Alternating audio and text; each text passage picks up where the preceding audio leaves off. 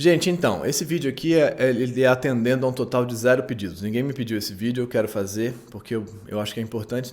Quase ninguém com quem eu falo sobre isso concorda com o que eu vou falar. As pessoas falam, não, mas é muito melhor trabalhar em casa do que ter que ir para o trabalho. É um vídeo sobre trabalho remoto, né? Óbvio, está aí no título, em algum lugar. E ele é parte dessa série das tecnologias do fim do amor. E eu vou argumentar que o trabalho remoto é uma das tecnologias do fim do amor. E que, se possível, voltar para o trabalho presencial é uma boa ideia. Vou explicar por quê, tá? Vamos nessa. O índice está aqui, tem uns capítulos aqui, estão aqui no player também, se você se perder, blá blá blá. Quiser se encontrar, volta, quiser repetir o negócio que eu falei. E tudo que eu disser, que eu citar, os vídeos que eu citar, os outros vídeos que eu citar, que vão ser vários, eu acho, suponho, vão estar na descrição aí embaixo. Então não fica nervoso aí, pô, o que ele falou, não sei do que ele está falando. Tá na descrição. Se não tiver na descrição, eu acho que vai estar. Mas se não tiver, põe no comentário o que você está falando de tal coisa que eu coloco, tá? Então tá bom. Eu acho que esse vídeo, eu vou fazer ele de um jeito bem simples, como eu sempre digo que vou fazer e várias vezes não faço. Tentar fazer de um jeito bem simples, porque não é uma argumentação muito extensa. Eu vou repassar por vários pontos que eu vou repassar vários pontos que eu já passei aqui, por vários pontos que eu já passei. E no fundo é uma ideia simples. É assim, sair de casa é melhor do que ficar em casa, para poder voltar para casa. Isso se amplia para vários pontos, né? Várias maneiras de entender isso. E a gente vai pensar que o trabalho presencial tem algumas funções fundamentais na nossa vida que a gente está perdendo por conta da fantasia de estar protegido, da fantasia de não ter que enfrentar o mundo, da fantasia de não ter que fazer aquela cena, aquela insegurança, aquele não saber de como é que lida com as pessoas no espaço de trabalho, tudo esse negócio que é infernal e que para muita gente é muito mais fácil ficar em casa, além de não ter o deslocamento, o trânsito, as 2 horas de trânsito, o transporte, blá blá blá blá blá, tudo aquilo que existe no trabalho presencial e de fato existe é muito chato. E importante, tudo que eu vou dizer não se aplica se você estiver sem emprego, cagado, precisando pagar as contas e aí trabalho remoto ou presencial, não importa, qualquer trabalho é trabalho, né? É algum trabalho, é melhor ter como pagar as contas do que não ter, nesse sentido mais básico, né? Então não estou falando disso, tá? Estou falando para quem está aí em alguma posição de talvez poder escolher. Então eu tenho a impressão de que pode escolher. Então tá, primeira coisa que eu vou dizer é assim. Quando você vai pro primeiro argumento, né? Então, é bom porque eu não preciso fazer aquela cena no trabalho, fazer aquela cena lá e tal. Eu tô aqui em casa, eu tô só com meio figurino, né? Tô aqui com essa roupa daqui para baixo, eu tô de cueca, ou de como é que chama? Pijama, moletom, e eu não tenho que fazer nada. Então não tenho que fazer aquelas coisas terríveis que são tipo sair da cama, escovar os dentes, tomar um banho, nada disso a pessoa faz, às vezes ela nem abre a câmera, ela só entra lá e sobrevive daquele jeito, né? Então, então isso é uma coisa muito importante, assim, não tem separação entre a cama e o fora da cama, entre o dormir e o acordar, entre o espaço privado e o espaço público, entre o que é você, com você, só você, e o que é você se modulando para estar com alguém. É chato se modular, eu entendo, mas nesse processo de modulação, de constituição dessas mediações, a gente compreende coisas sobre a gente, sobre os nossos limites e sobre os outros também. Então tá, mas aí a pessoa, vamos dizer que ela vai para o trabalho, tá? Ela vai para o trabalho presencial, naquele modelo antigo. E aí ela chega lá no trabalho, aquela jornada, depois de 2 horas de trânsito, aquele inferno, ônibus, ou metrô, ou Uber, ou o que seja, qualquer que seja o desenho, ela chega lá no trabalho, e aí ela passa aquelas 8 horas ali com 1 hora de almoço, vamos dizer talvez assim, se ela tiver sorte. E aí, nesse tempo, e ela botou um figurino, como é que chama? Uma roupa de trabalho, uniforme às vezes, ou o que seja, e ela foi pra lá, e aí nesse tempo ali ela tem que sustentar essa persona. Todas essas palavras são meio ruins na minha opinião, uma persona, essa máscara, essa personalidade, essa performatividade, personalidade, enfim, mas essa cena aí que ela tem que fazer para ser aquela pessoa que está lá no trabalho. E o ponto é impossível sustentar essa cena por 8 horas. É impossível sustentar essa cena por 8 horas, né? Então, o que para qualquer um, para você que está no trabalho e para outra pessoa. Então, em algum momento dessas 8 horas aí, vai vazar, né? Algo que está dentro de você, a exaustão, o saco cheio, a falta de sentido, a raiva, a frustração, o medo, o que quer que seja, vai vazar. e é o vazamento que é fundamental. E é esse vazamento que no trabalho como é que chama? Remoto, a gente limpa, né? A gente vaza, a gente fecha a câmera para vazar, a gente sai para vazar. Vazar, eu quero dizer deixar sair, né? Fazer essa, meu Deus, não estou aguentando chorar no banheiro do escritório. É mais fácil, vamos dizer assim, em casa, né? E o problema justamente é que é mais fácil. Quando você entra de meetings em meetings e você sai, você se desespera, se descabela, depois você volta para o meeting assim, você tem mais condição de manter a cena, porque é uma cena mais fácil, com mais interrupções e com menos grau de modulação, porque justamente você está só com meio figurino, tá entendendo? Na cena do trabalho, que é uma cena mais pesada de fazer, mais tridimensional, mais atravessada, mais completa, uma cena mais inteira, ela é mais difícil de sustentar.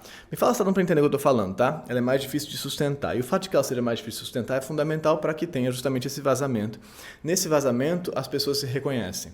É aí na hora do café, por exemplo, na hora do almoço, que elas falam, caraca, eu não estou aguentando o chefe. E aí uma parte, por exemplo, o chefe, né? A parte fundamental da história que é falar mal do chefe. Uma parte muito importante do trabalho presencial que é falar mal do chefe com um colega. E aí testar se você tem confiança naquela pessoa para falar mal do chefe. E aí a importância da fofoca. Vou botar um vídeo aí embaixo no qual eu falo explico a importância da fofoca na nossa vida, né? A medição das hierarquias através da fofoca, a medição, o teste do vínculo através da fofoca, quanto eu posso confiar nessa pessoa, quanto eu posso me expor, quanto eu posso me fragilizar com essa pessoa. Tudo isso acontece no trabalho presencial. No trabalho remoto, nos meetings e teams e whatever da vida, é muito mais difícil fazer isso. Tem muito mais paranoia. O que falou? Será que fulano falou no privado, no outro grupo, que não é o grupo que mandou no grupo, que foi no Zap, mas voltou no Teams, mas que não era? Enfim, é muito mais difícil de constituir esses testes no mundo do remoto, né? E é muito mais fácil de constituir paranoias. E tem uma impressão constante o tempo inteiro de que todo mundo está sendo capaz de manter a cena menos você. Por quê? Naquela espécie de dualidade estranha que a gente já falou bastante, não só eu, né? Do palco coxia, que está ligado às redes sociais e tudo mais. No trabalho remoto, a gente só vê das pessoas o palco, né, o que elas estão mostrando, o cenário delas. E da gente, a gente mostra o cenário e vê a coxia. Então você está mostrando aquilo que você tentou melhorar, você botou um blur assim no fundo, você fez aquele enquadramento para parecer razoável a sua casa e a sua cara, mas fora daquilo você vê a bagunça que tá, o caos que tá a sua vida, a sujeira, o que não tá, a cama desarrumada, você fala, puta, eu tô fazendo uma reunião no quarto, meu Deus, mas tem que parecer que é uma sala que eu tenho um escritório, enquanto as pessoas estão lá num fundo bonito, assim, parecendo uma coisa muito boa. Você está vendo delas, você está vendo o que elas revelam, o palco, o recorte, a edição, como no Instagram, o vídeo do Instagram está embaixo, e de você sabe da coxia. Então a impressão sempre que dá é que a sua vida é muito pior do que a dos outros. Ou com muita frequência, né? Ou que os outros conseguem sustentar essa cena muito melhor do que você. Porque você percebe quando você não consegue sustentar a cena e você não percebe quando os outros não conseguem, em geral, né? Claro que tem alguém que tem um burnout, um breakdown, não sei o que, durante um meeting e você fala, ufa, tem mais alguém além de mim. Mas, enfim. Mas no trabalho presencial, isso acaba ocorrendo, né? Porque chega uma hora que você não aguenta sustentar isso tudo. E aí você vaza. É como eu argumentei no vídeo do WhatsApp, por exemplo, como o telefone era fundamental, o presencial, a conversa acontecendo em loco, né? E não com tempo de mediação, de correção, de modulação, porque nessas horas é que a gente falha. Quando a gente falha, a gente percebe a reação do outro à nossa falha e a gente percebe que talvez a gente possa ser amado a partir da nossa falha e em função da nossa falha. E não que a gente tem que esconder a nossa falha para ser amado. Essa é uma questão fundamental do vínculo, né? O vínculo só ocorre na falha, né? Quando o vínculo é a junção das nossas necessidades emocionais, está embaixo, aqui, a junção da necessidade de cuidar com a necessidade de ser amado. Então, ele necessariamente precisa de uma falha, para que você precise de ajuda, para que você precise ser cuidado, para que ele ocorra. E a falha, então, a fragilidade, esse momento é fundamental para que ele ocorra e ele só pode haver Quando a gente se permite falhar e quando a gente não consegue modular e filtrar todas as falhas, que é o que a gente faz no mundo das mensagens e tal, no mundo virtual. A gente modula muito mais falhas, né? Então as falhas ficam para fora do quadro, né? Tanto no sentido espacial quanto temporal. A gente corta a reunião e faz, chora, se desespera e depois volta, né? Ou então fora do quadro está tudo que é falha, que é a sua vida. Dentro do quadro está tudo que você mostra. No trabalho presencial, como ele é tridimensional e de corpo inteiro, é mais difícil de fazer essa filtragem completa. Essa filtragem é mais fácil de fazer num campo bidimensional. Como aqui, por exemplo, eu estou fazendo uma filtragem. Aqui, esse aqui é meu consultório, mas aqui eu faço um eixo aqui, tem uma lâmpada aqui, tem a coisa ali fora e tal, que é uma edição, uma modulação do que é essa coisa tridimensional, que é esse espaço aqui, que é muito diferente. Enfim, então tá, mas então com isso a gente tem menos espaço para falha e menos chance de ser cuidado, menos chance de vínculo, né? De produzir vínculo, que de novo, necessidade de cuidar com necessidade de ser amado em alternância. Vai ver vou botar os vídeos nos quais eu determino exatamente o que é o vínculo, né, aqui pra gente, pensando as necessidades emocionais com as quais a gente trabalha aqui nesse canal, aqui nesse discurso, na neuropsicanálise, que é a coisa com a qual eu trabalho, e na autoescrita, que é o nosso processo de pesquisa. As necessidades emocionais são o que leva adiante esse processo de pesquisa e o vínculo talvez seja a coisa mais importante aqui pra gente, e ele é a junção dessas duas necessidades. Então vai ver aí embaixo as necessidades emocionais e autoescrita se você quiser conhecer. Mas beleza. Então, nesse espaço de trabalho presencial, a gente tinha mais chance de produzir vínculo.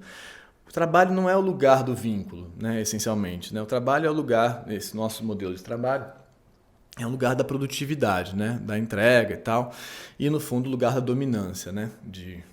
O lugar do sucesso, da capacidade de fazer e de ser melhor. Dominância também é uma das necessidades emocionais. Tá embaixo também se você quiser entender melhor o que é dominância. Mas o trabalho trazia pra gente alguma chance de vínculo, alguma abertura para o vínculo, o trabalho presencial. Com os pares, né? Com os pares que estão na mesma situação de enfrentamento, de instabilidade, de incerteza que você. Com esses pares que se juntam tantas vezes contra o chefe, esses pares, se eles não estão enfiados na lógica da disputa, da inveja, do quem que derruba quem, têm alguma chance de constituir vínculo.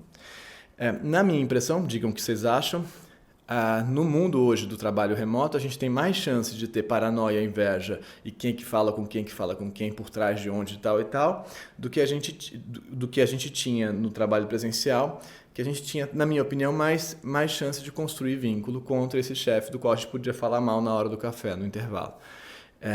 É quase que uma instituição natural. Faz parte do trabalho presencial falar mal do chefe, né? O chefe sabe disso também, é assim que funciona.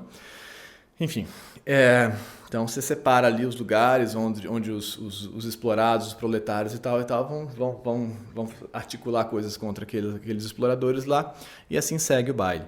E assim a estrutura se mantém. Essa estrutura antiga, né? Mas aí nesse modelo atual, a gente então tem menos espaço para esses vazamentos, para essas fragilidades, então a gente tem menos chance de produzir vínculo.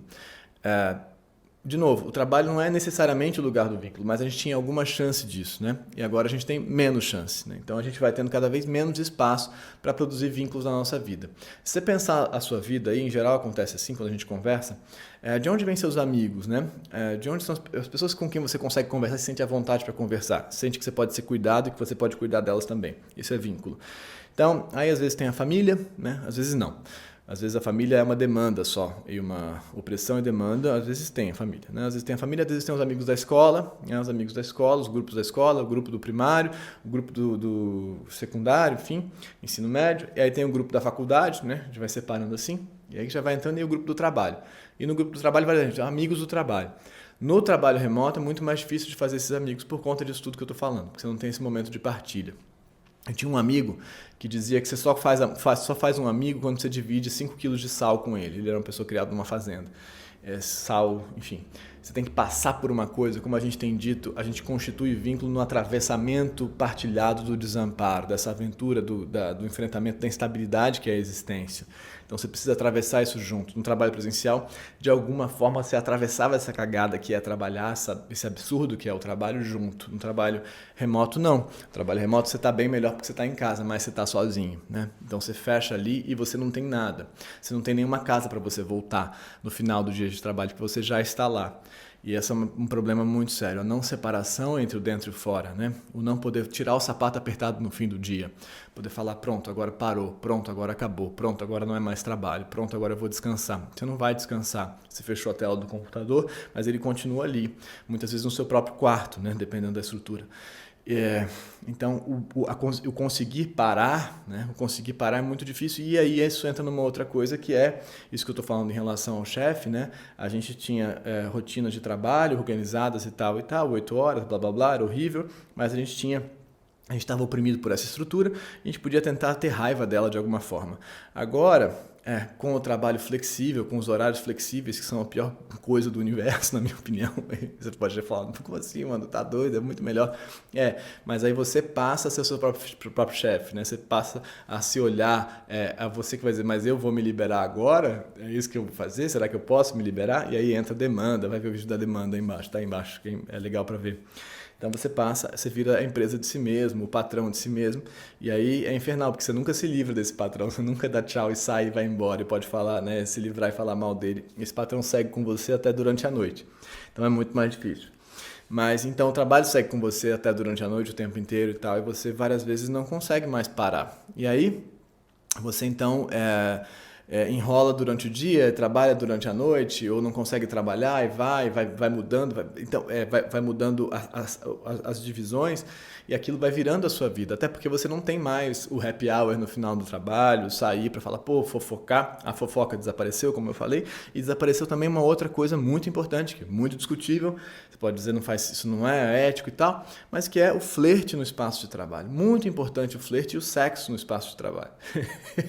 O que eu quero dizer com isso? Eu quero dizer que se interessar amorosamente ou sexualmente, que seja por alguém no espaço de trabalho, faz o trabalho ter um pouco mais de sentido.